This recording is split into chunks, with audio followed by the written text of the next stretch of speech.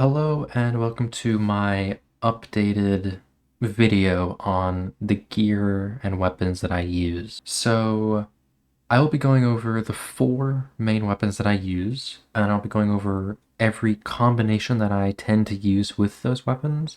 I'll be going over the inner ways I use with those weapons, and I'll be going over the mystic skills that I use with those weapons. And then I'll also be going over the gear sets, although those are very iffy right now just because I'm planning on saving all my materials and everything or until the level cap is at the max it can be, and then I'm just going to grind to try to get like the best in slot gear. So right now I'll just showcase what I have currently. So the main thing that I run is double sword, strategic sword, nameless sword. This is the main thing that you'll most likely see me running. When I'm running this is the most common inner way set that I'm using. Morale Chance, Sword Morph, Sword Horizon, and Battle Anthem. Battle Anthem is only used here because it's tier 1, and a tier 1 Battle Anthem gives me the 10% damage to bosses and enemies. So if this wasn't tier 1, I wouldn't be using Battle Anthem.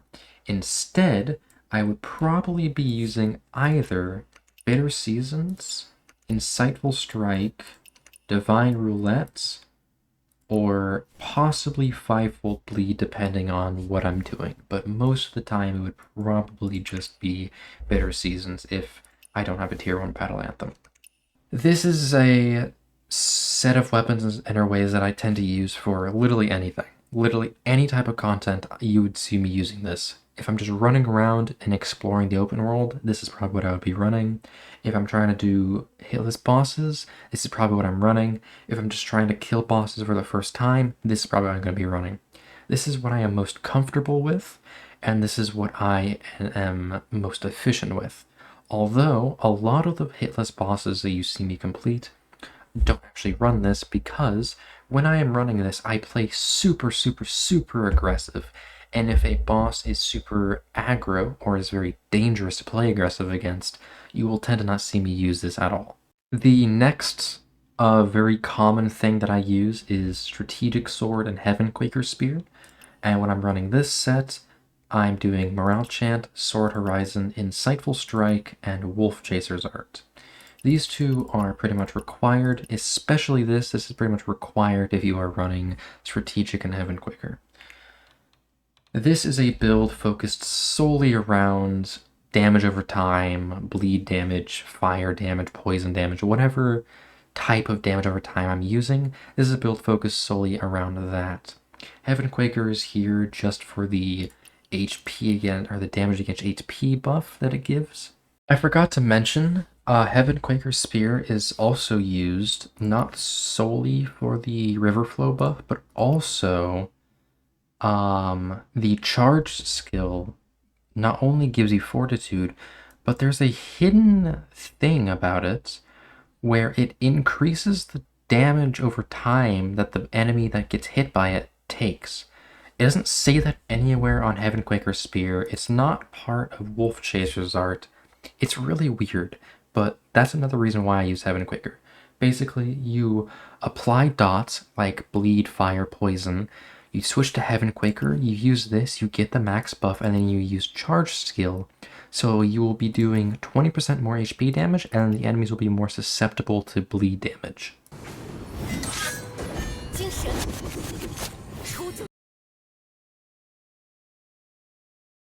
And the reason for Wolf Chaser's Art is so you can get this buff a lot easier, the max buff.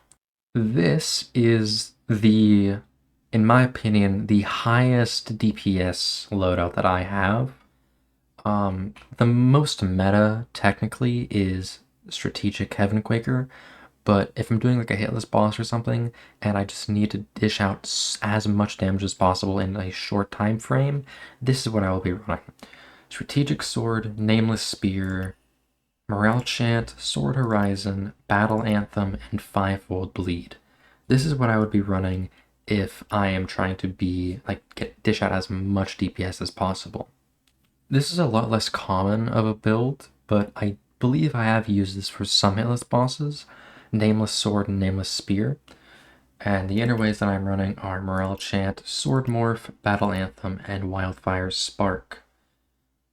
This is a build focused solely around trying to wear down the boss's stance meter and then just dealing as much possible damage with your charge skills as you can.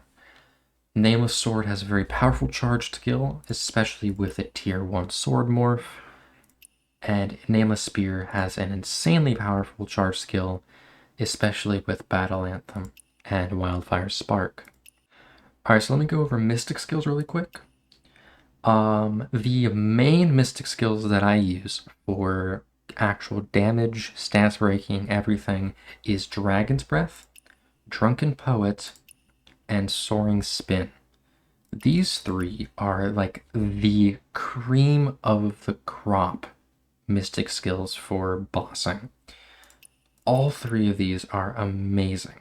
Specifically, Dragon's Breath, Soaring Spin are amazing.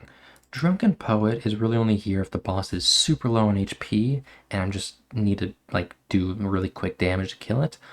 Or if you use Drunken Poet, like if you tap 2 and then tap 1, you can actually cast Dragon's Breath faster than if you just press 1 naturally.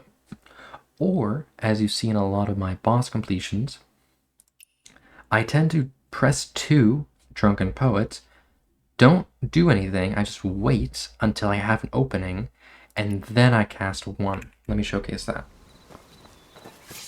So, if I press 2, I have this buff called Intoxicated, which lasts for 30 seconds. So within a 30-second time frame, I can instantly cast Dragon's Breath.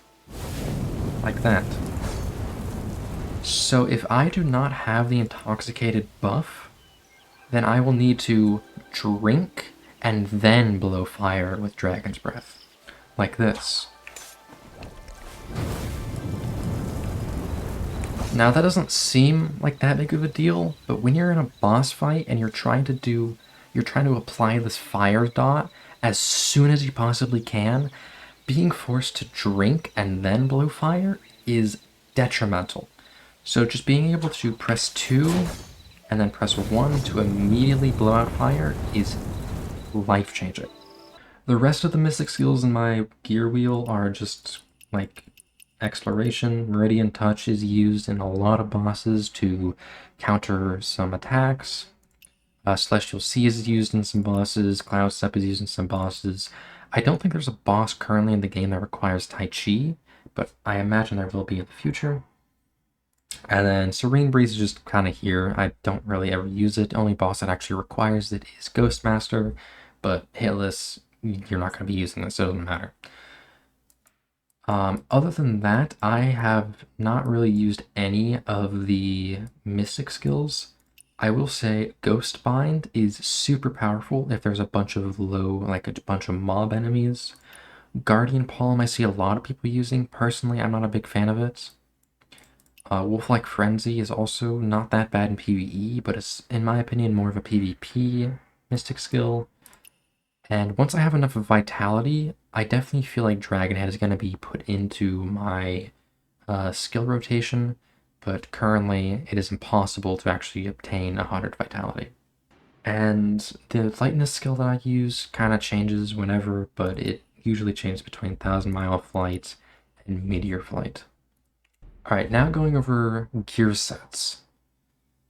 So, since I am a sword user, or since I just like doing PvE, like doing bosses, the best weapon set, in my opinion, is Hawkwing. This gives you a plus affinity rate, and when any of your damage triggers affinity, you gain Hawkwing, which increases your physical attack by 2% up to 5 times for a total of 10%. This is a very powerful buff, and it is very, very, very beneficial in bossing and just playing the game in general.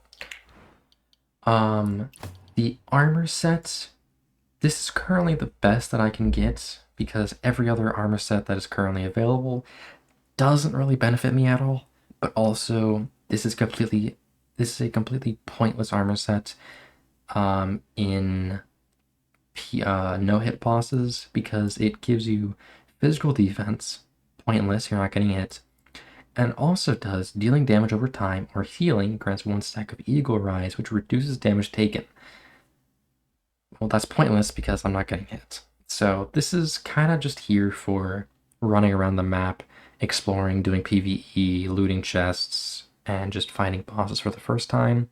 When I'm doing hitless bosses, it does absolutely nothing. So currently, none of this is like best in slot gear. Like I have them like as high tuned as I can. Like the stats are not good on them like at all. It's literally just here so I can raise on mastery. Once we are able to be level 80, which is I believe the level cap for global, then I will try to grind for like the best in slot gear. But right now, this is what I have. And I run Bellstrike Arsenal. My talents are not maxed out yet, just because I haven't really explored Kaifeng all that much, but these are just passives, just level these as you play the game. I have not done Arena yet, so this isn't touched, and these you just do for playing the game, or playing the bosses. Some other things that you should know is Divine Craft is extremely, extremely powerful in this game. I don't really think a lot of people realize how insanely powerful Divine Craft is, specifically Toxic Powder. Fire Oil is not that bad. Aqua Wax I actually have not used yet, so I can't really say if this is good or not, but Toxic Powder is insane. It is super powerful. It applies a very powerful poison dot upon hitting an enemy, and the poison dot does a lot of damage to health, and it does a lot of damage to a boss's stance. It does more damage to health and stance than Fire Oil does. So if you're trying to do bosses, or you're trying to no-hit bosses, this is a very, very, very powerful tool to use. If you're not aware of how to actually obtain these, if you open your map, you click on this little icon here, you scroll down until you find Vicious Flower, you check this, this will take you to Wraith Village. Just run around here collecting every single one of these. That alone will get you like 80 to 100 Toxic Powder. But then, if you go to here, scroll down to Lethal Crystals, click on, or fast travel to Gleaming Abyss.